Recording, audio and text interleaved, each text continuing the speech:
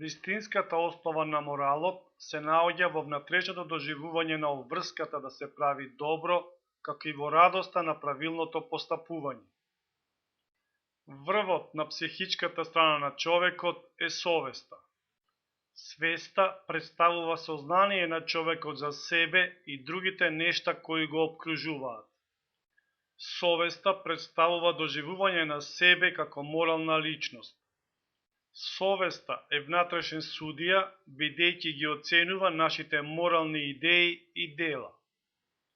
Првиот запит за совеста бил Сократовиот дајмон, глас на божеството, за да му каже да не прави неубави нешта, ако тоа го намисли.